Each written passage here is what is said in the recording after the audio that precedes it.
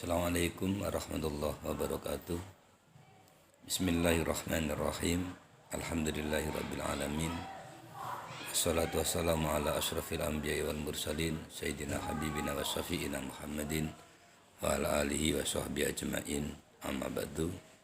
Pada hari ini kita akan mempelajari materi akhlak tasawuf. Sebelum kita mempelajari akhlak tasawuf, tentunya kita harus paham dulu apa definisi akhlak. Akhlak berasal dari bahasa Arab yang sebenarnya sudah diindonesiakan bahwa akhlak itu adalah perangai. Akhlak adalah etika, akhlak adalah kesopanan, akhlak adalah sopan santun.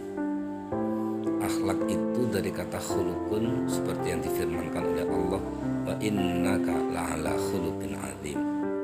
Sesungguhnya kamu benar-benar berbudi pekerti yang agung. Ini artinya bahwa lafadz khuluqun itu adalah yang mempunyai makna berbudi pekerti, punya perangai, punya kesopanan. Jadi dengan berbudi pekerti inilah, dengan berakhlak inilah kemudian kita bisa mendekatkan diri kepada Allah. Tentunya Rasulullah pernah menyampaikan kepada umatnya bahwa saya diutus di dunia ini adalah untuk menyempurnakan akhlak. Innama bu'itsu liutammima makarimal akhlak.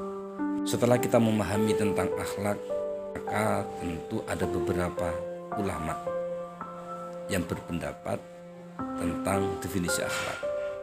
Menurut Imam Al-Qurtubi, beliau menyampaikan bahwa akhlak adalah ma huwa ya'khudhu bihil insan nafsuhu minal adab yusamma khuluqan li'annahu yasiru minal khilqah fi.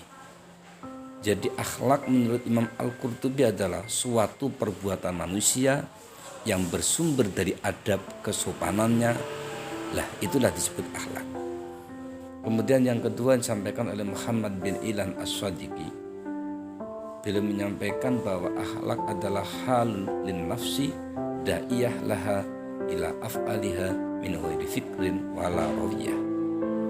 Jadi akhlak itu adalah suatu pembawaan dalam diri manusia yang dapat menimbulkan perbuatan baik dengan cara yang mudah.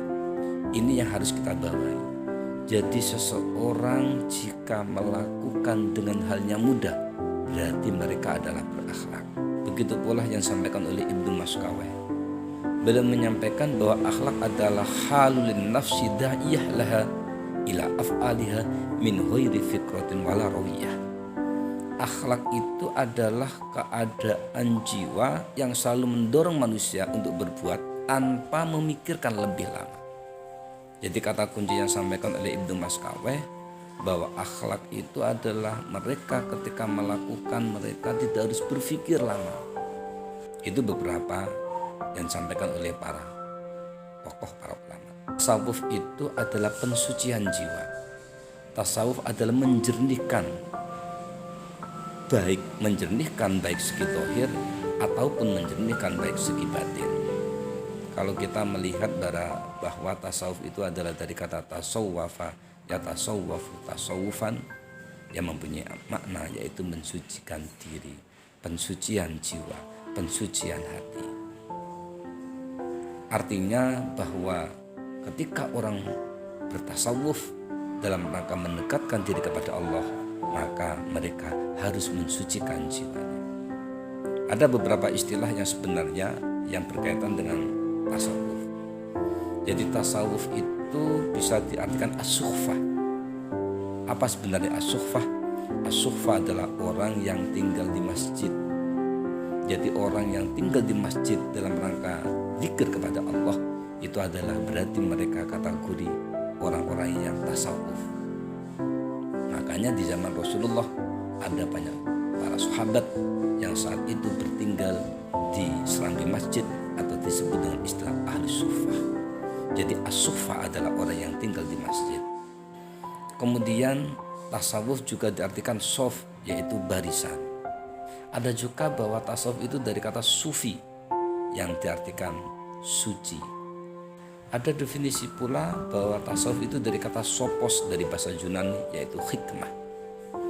Yang kelima adalah suf, yaitu kain wol, menjadi berbulu yang banyak. Artinya apa? Mengapa harus menggunakan kain wol?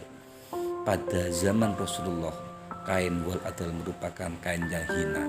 Ketika orang itu menggunakan pakaian hina, maka mereka akan teringat kepada Allah. Hadirin, karena kajian kita, materi kita adalah akhlak tasawuf yang kaitannya dengan masalah tafakkur dan dzikir, maka tentunya ini akan kita pelajari secara bersama-sama. Sukses tidaknya seseorang itu tergantung bagaimana mereka bisa menggunakan akalnya. Mereka bertafakkur. Kalau dalam istilah itu juga disebut dengan istilah ta'ammul, merenung, tadabbur, berpikir, memandang, mencari sebuah alternatif. Jadi setiap apa yang terjadi di maya pada ini kemudian kita berpikir. Imam Ad-Duddin An-Nawawi beliau menyampaikan, wabit tafakkur yatawassul ilal haq. Dengan bertafakkur orang akan mendapatkan sebuah kebenaran. Dengan bertafakkur orang akan mendapatkan sebuah hakikah. Dengan bertafakkur mereka akan mendapatkan sebuah keberhasilan dalam rangka untuk munajat kepada Allah. Setelah kita memahami tentang tafakkur, maka tentunya materi kita selanjutnya adalah dzikir. Sebelum kita menyampaikan tentang dzikir, kita harus memahami dulu apa definisi dzikir. Dzikir adalah mengingat, menyebut nama dan sifat-sifat dari Allah. Walillahil asmaul husna fad'uhu biha. Dengan berzikir kepada Allah menggunakan lafaz asmaul husna, maka kita akan taqarrub kepada Allah. Tentunya kita harus memahami tentang tingkatan dzikir. Menurut As-Syaid Al-Bahri Al-Maliki, dzikir terbagi menjadi dua, yakni dzikir jahar dan dzikir khafi. Dzikir jahar itu disebut dengan istilah menggerakkan bibir, tetapi kalau dzikir khaf adalah hanya menggerakkan dengan cara samar. Jadi tidak menggerakkan bibir tetapi dengan samar. Hal ini kemudian disempurnakan oleh Imam Al-Ghazali yang dikutip dalam kitab Ihya Ulumuddin, bahwa dzikir itu apa yang disampaikan oleh Imam Al-Ghazali terbagi menjadi 4. Satu adalah dzikir bil jahri. Dzikir bil jahri itu dzikir yang diucapkan dengan nada keras, nada tegas. Karena seseorang akan menempuh pada dzikir khauf atau dzikir bisri, prosesnya adalah harus melakukan dzikir bil jahri. Setelah seseorang sudah mencapai pada puncak dzikir bil jahri, kemudian seseorang masuk pada makom yang kedua, yaitu dzikir lisan yang disertai dengan dzikir hati. Jadi lisannya berzikir, kemudian hatinya berzikir, tapi dzikir itu didengarkan oleh telinga kita.